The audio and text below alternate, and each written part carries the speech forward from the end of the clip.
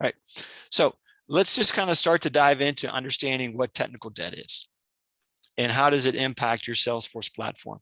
You know, technical debt was a term that was coined by Ward Cunningham. Ward Cunningham was a guy that got started in the computer science field a while back, and he was actually one of the gentlemen that's famous for starting one of the first wiki style collaborative editing sites. You think of WikiLeaks and Wikipedia and some of the others. He was one of the guys that first kind of got that up and running. And he termed technical debt, and he defined it from the standpoint of looking at it as accumulated complexity within a software platform. You think about the quick fixes or quick code fixes you may be making over time within your platform. You're running up against a deadline, or you have a request that might have come in from a sales manager or another department head that asks you quickly to fix something, and you just essentially duct tape it. You do those quick fixes, and over time, those quick fixes can accumulate and layer onto your software application or your platform. And what it does is it creates that it creates that complexity, that accumulated layer complexity within your platform. So that's kind of where we get the technical debt. And just like debt, technical debt has to be paid at some point in the future. And that's one of the things that you have to deal with from a long-term perspective. Salesforce is no different. Technical debt within Salesforce can exist within configurations, integrations you may have, different applications that you've installed onto your platform, and the complexity can exist within your different workflow processes. And what happens is if those complexities are left unchecked, if they grow unchecked within your organization, you're continuing to make those quick fixes.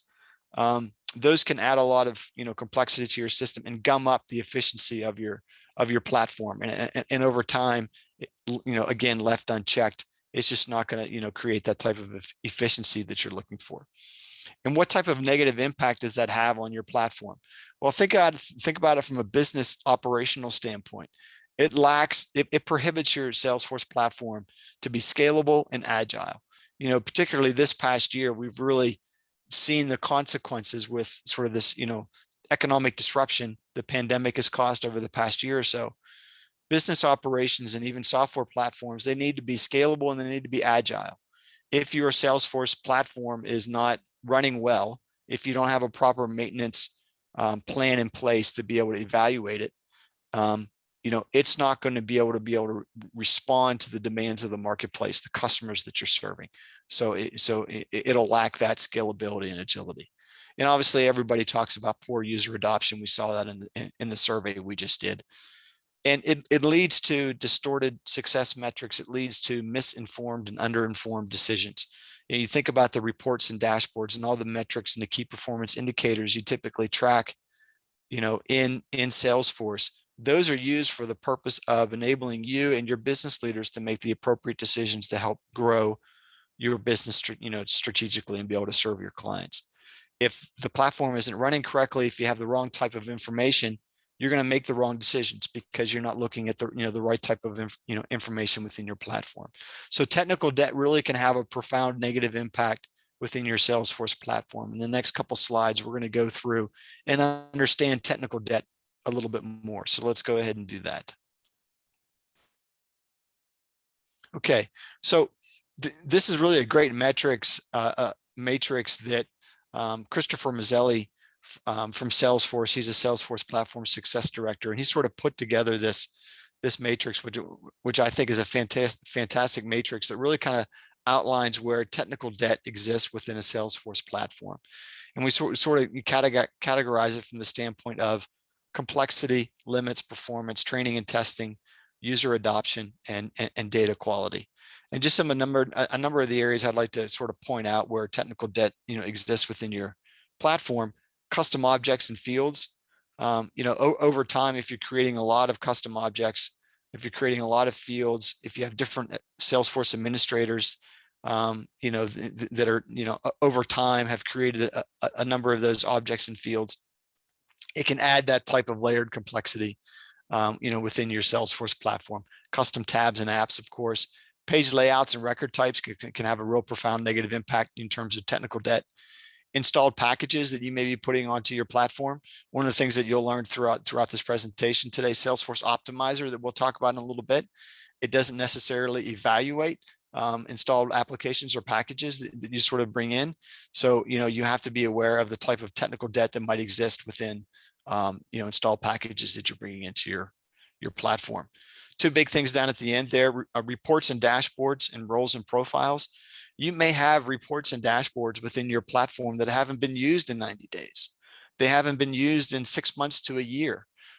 In the beginning, you thought maybe they were relevant. They might have been relevant based upon, market demands or market forces that might have been happening a year and a half ago, but they're just not relevant anymore. So take a look at your reports and dashboards and see which ones just aren't used. Those might be some opportunities where you can clean up some technical debt. Roles and profiles. You may have a dozen users within your organization, but you have 50 roles and 50 profiles. Why do you need that many? They may be necessary or they may not. So that is another area where you can kind of take a step back and question yourself, challenge yourself a little bit and your users to really understand if that many roles and profiles are necessary for your organization, because that can lead to a lot of technical debt and also leads to, potential security risks and exposure if you have that many roles and profiles that people aren't using.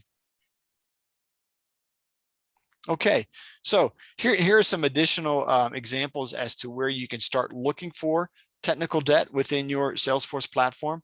System setup and system overview. Again, I just mentioned that these, all of these here are available within your setup. You go to your gear icon, you go into your setup page. You can enter these into your quick find search there, and you can find these very easily. But your system overview and your system setup is a great sort of 10,000 foot view vantage point where you can take a look at how your Salesforce org is structured. Take note to see if you see any that are indicating in red. That is an immediate indication that there is some potential risk there or some technical debt that needs to be cleaned up. You'll find that data limits or data storage is often the one that is sort of lit up in red there, where you may be hitting capacities there and you need to address that. Apologize for that. The Schema Builder here. The Schema Builder is a great tool that you can find in your setup. And what this does is it provides a visual representation of how all of your custom objects, standard objects, are laid out and related to each other, whether they're lookup relationships, master detail relationships, or whatever they might be. It gives you a good understanding as to the overall structure. And you just want to be able to take a look at, the organization of it. Is it clean? Is it well organized? Is it well structured? Is it well understood? Or is it a spiderweb mess like you see here? Or maybe potentially it even looks worse than, what you see here. This kind of gives you an indication that maybe you need to take a real good look at your objects and see how they're all structured and related to each other. And what I always look for here as well is there may be an object there that is just an outlier. It's not related to anything, and it's just kind of sitting out there all by itself. Really take a good look at that, understand what the purpose of that object is, why it's there, and perhaps it's not even necessary or relevant anymore to your business operations. The security health check is a great tool that you can also use within the Salesforce setup. What the security health check does is it runs a quick baseline evaluation of your security protocols, which you have set up from a security standpoint within your Salesforce platform, and it provides you with a ranking. You can see there it provides you with a percentage ranking, bar ranking as to how well your platform is structured. I ran this in my developer org, so it's just giving me a 76% good rating.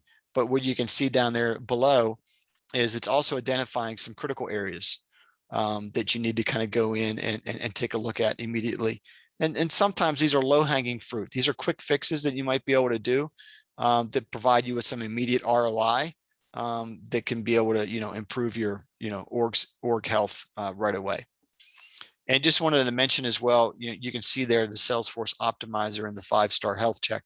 And we're going to get into those in a little bit more detail as we move through the presentation.